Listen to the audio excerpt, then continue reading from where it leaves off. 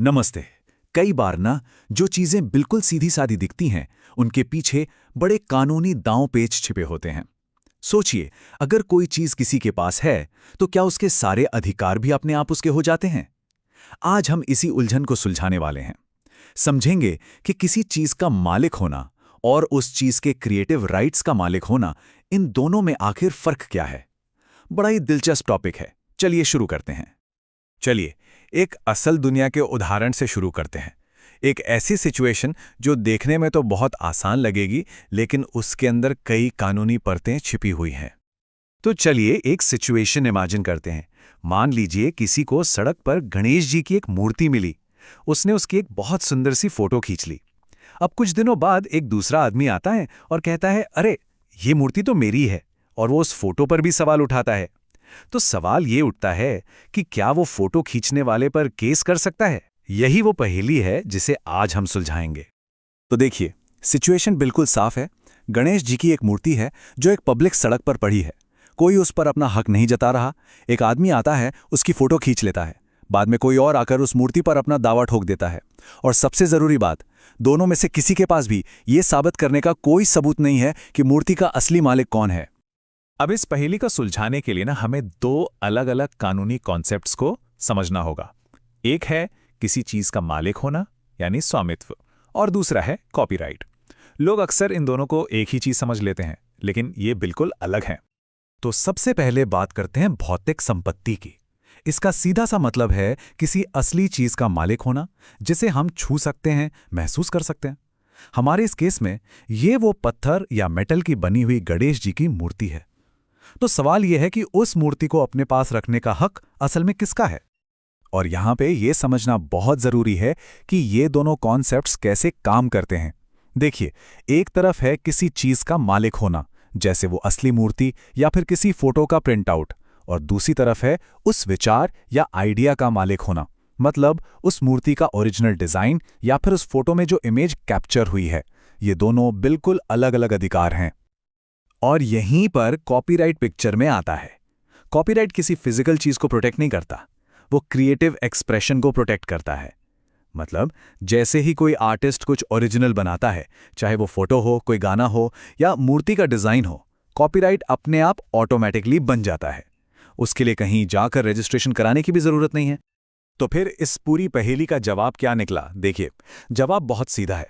जो फोटो है ना, उसका कॉपीराइट तो फोटोग्राफर का ही है। क्यों? क्योंकि वो उसकी अपनी क्रिएशन है, उसकी रचनात्मक कृति है।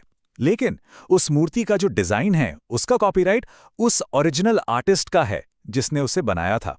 और रही बात उस असली मूर्ति की, तो भाई बिना किसी सबूत के उसका मालिक कौन है, ये तो एक अनसुलझा सवाल ही रहेगा। चलिए, अब इस पर्सनल फोटो वाली सिचुएशन से थोड़ा आगे बढ़ते हैं और देखते हैं कि यही सिद्धांत एक ई कॉमर्स बिजनेस के लिए कितना बड़ा रिस्क बन सकता है। ये सवाल अक्सर ऑनलाइन बेचने वालों के दिमाग में आता है। उन्हें कोई प्रोडक्ट मिलता है जिस पर शायद कोई कैरेक्टर बना है, पर उन्हें पता नहीं कि इसका मालिक कौन है। तो वो सोचते हैं, चलो, जब तक कोई क्लेम नहीं कर रहा तब तक इसे बेचते हैं। लेकिन सच कहूं तो ये सोच बहुत ज्यादा खतरनाक है। ये मानकर चलना कि अरे जब कोई पकड़ेगा तब की तब देखेंगे, ये एक बहुत बड़ी गलती है। आज की ई कॉमर्स की दुनिया में ये वेट एंड वॉच वाली रणनीति किसी भी बिजनेस को तबाह कर सकती है। तो इस इंतजार की असली कीमत क्या चुकानी पड़ सकती है? देखिए, कॉपीराइट का मालिक सिर्फ ये नहीं कहेगा कि प्रोडक्ट हटा दो, वो भारी भरकम हर्जाने की मांग कर सकता है, अपनी सारी कानूनी फीस भी वसूल सकता है और शॉपिफाई जैसे प्लेटफॉर्म पर शिकायत करके आपका पूरा का पूरा स्टोर ही बंद करवा सकता है। और एक बार रेपुटेशन खराब हो गई तो उसे ठीक करना लगभग नामुमकिन है। अक्सर होता यह है कि ये रिस्क एक बहुत ही आम सी गलतफहमी से पैदा होता है। एक ऐसी गलत सलाह जो बिजनेस ओनर्स को उनके सप्लायर या वेंडर से मिलती हैं। हाँ, और ये एक बहुत ही क्लासिक बहाना है जो सुनने को मिलता है। वेंडर क्या कहता है? अरे भाई, मैं तो इसे पिछले 20 साल से बेच रहा हूं, आज तक तो कोई पूछने नहीं आया, तुम खामखा क्यों चिंता कर रहे हो? पर ये जो तर्क है ना, ये पुराने जमाने का है। आज के डिजिटल वर्ल्ड में ये बिल्कुल भी नहीं चलता। तो ये तर्क आज फेल क्यों हो जाता है? जरा सोचिए, 20 साल पहले किसी की लीगल टीम को बाजारों में घूम घूम कर मैनुअली देखना पड़ता था कि कोई उनके प्रोडक्ट की नकल तो नहीं कर रहा। लेकिन आज ऑटोमेटेड सॉफ्टवेयर्स हैं जो 24/7 पूरे इंटरनेट को स्कैन करते रहते हैं। जो चीज़ पहले किसी दुकान के कोने में छिपी थी, वो अब एक पब्लिक वेबसाइट पर है, जिसे ढूंढना बच्चों का खेल है। तो पकड़े जाने का रिस्क अब कई गुना बढ़ गया है। तो सबसे ज़रूरी बात जो यहाँ समझने वाली है वो ये है कि कानूनी तौर पर जिम्मेदार हमेशा ऑनलाइन बेचने वाला ही होता है। अगर कॉपीराइट का केस हुआ तो कंपनी सेलर पर केस करेगी, उसके वेंडर पर नहीं।